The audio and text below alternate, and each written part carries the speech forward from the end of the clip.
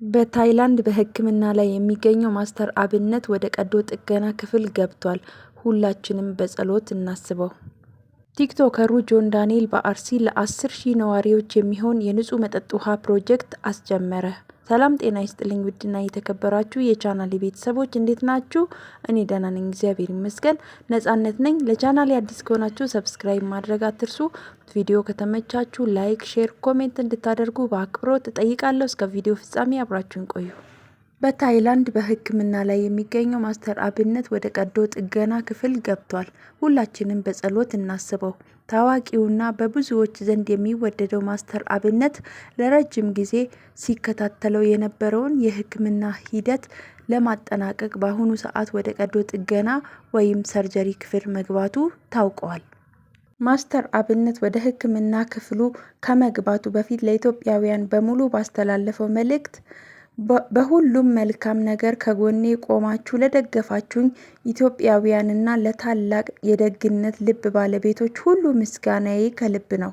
የጭንቅ ቀን ወዳጆቼ ሁላችሁም ከሕክምናዬ በሰላም እንደተመለስኩ በታላቅ ምስጋና እንደምንገናኝ እምነቴ ሙሉ ነው በማለት ልባዊ ምስጋናውን አቅርቧል።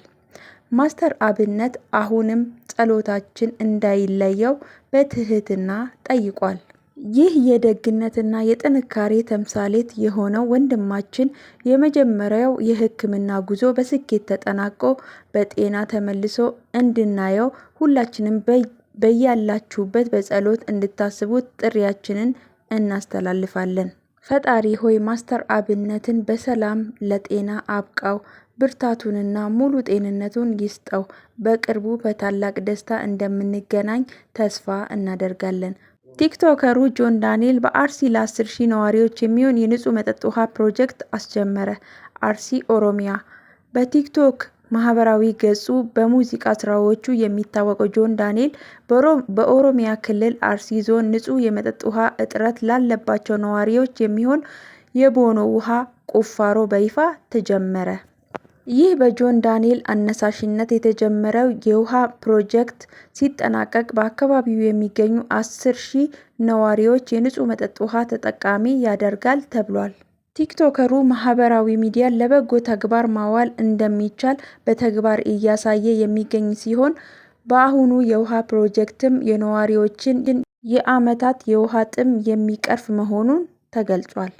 ጆን ዳንኤል ከዚህ ቀደም በትግራይ ክልል ሽሬ ድረስ በአካባቢው በመገኘት በጦርነትና በድርቅ ምክንያት ለተጎዱ ወገኖች የገንዘብና የቁሳቁስ ድጋፍ ማድረጉ የሚታወስ ነው። በተለያዩ የሀገሪቱ ክልሎች የሚያከናውናቸው እነዚህ መሰል ሰብአዊነት ስራዎች በብዙዎች ዘንድ አድናቆትን እያተረፉለት ይገኛል። እንደ ጆን ዳንኤል ያሉ ወጣቶች የሚያሳዩት ኢትዮጵያዊነት፣ የመረዳዳት እሴትና በጎ ተግባር ሊበረታታ የሚገባ መሆኑን የገለጹት የሀገር ሽማግሌዎችና የአካባቢው ነዋሪዎች ለቲክቶከሩ ጆን ዳንኤል ያላቸውን ምስጋና ገልጸዋል። እንግዲህ ውድ ቤተሰቦቼ ማስተር አብነት እንግዲህ ለሕክምና መግባቱን እንደነገርኳችሁ ነው። ልንጸልይለት ይገባል። ሁላችንም በየእምነታችን ሙስሊሙም፣ ኦርቶዶክሱም፣ ፕሮቴስታንቱም ሁሉም በየእምነታችን ልንጸልይለት ይገባል። በሰላም ከቀዶ ሕክምና እንዲወጣ ምኞታችን ነው። እንግዲህ በትላንትናው ዕለት በፌስቡክ ገጹ ተናግሯል ውጪ መውጣቱን። እንግዲህ ሲወጣ ሁላችንም ኢትዮጵያኖች አላየነውም ነበር። በራሱ ጊዜ ነበረ ፕሮሰሱን ጨርሶ እዛ ከደረሰ በኋላ ነው ይፋ የተደረገው። ማንም የኢትዮጵያ ሕዝብ እንግዲህ የሚያውቀው ነገር አልነበረም። በዛሬው ዕለት እንግዲህ ቀዶ ሕክምና እንደገባ ተናግሯል። እዛ ለመሄዱ ደግሞ ምክንያት የሆኑት የተባበሩት ሰዎችን ይፋ አድርጎ አመስግኗል። ከነዛም መሀል ወይዘሮ አዳነች አቤቤ ይገኙበታል። አዳነች አቤቤን በደንብ አድርጋችሁ አመስግኑልኝ፣ በሳቸው ትብብር ወጥቻለሁ በማለት እንግዲህ ይፋ አድርጓል። እግዚአብሔር እንዲምረው በሰላም እንዲወጣ ሁላችንም ልንጸልይለት ይገባል። ከዚህ በመቀጠል ደግሞ ጆን ዳንኤልን እንግዲህ እንደነገርኳችሁ በጣም መልካም ስራዎችን እየሰራ ይገኛል። የሚሰራቸው ስራዎች ሊበረታቱ የሚገባ ነው። እንግዲህ ሁላችንም እንደምናውቀው ጆን ዳንኤል ላለፉት 1 ዓመት ከ4 ወር በእስር ቆይታው ታስሮ ነበር። በቅርብ ነው የተፈታው። ከዛ በኋላ ከተፈታ በኋላ በጣም በጎ ነገሮችን እየሰራ ይገኛል። በእርግጥ ከዛ በፊትም ከመታሰሩም በፊት በርካታ በጎ አድራጎቶችን አድርጓል። የተፈናቀሉትን ብዙ ሲረዳ እንደነበረ ጎፋ ላይ ሲረዳ እንደነበረ ሁላችንም እናውቃለን። አሁንም እንግዲህ ታስሮ ከወጣ በኋላም እስርም ሳይበግረው አሁንም መልካም ስራዎችን እየሰራ ይገኛል።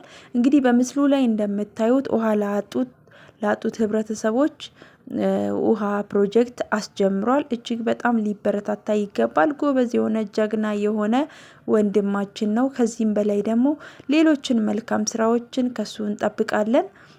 በርካታ የኢትዮጵያ ክልሎች ላይ እየዞረ በጣም መልካም ነገሮችን እንደሚያደርግ በጭራሽ አልጠራጠርም። ሁሌም ያደርጋል ብዬ ነው የማስበው። ለጆን ዳንኤል ለመልካምነቱ ምስጋና ይገባዋል። እናንተስ ምን ትላላችሁ? ስለ ጆን ዳንኤል ያላችሁን ሀሳብ አስተያየት ኮሜንት ስር አስቀምጡ። እንዴት አያችሁ? መልካምነቱን በኮሜንት ስር ግለጹ።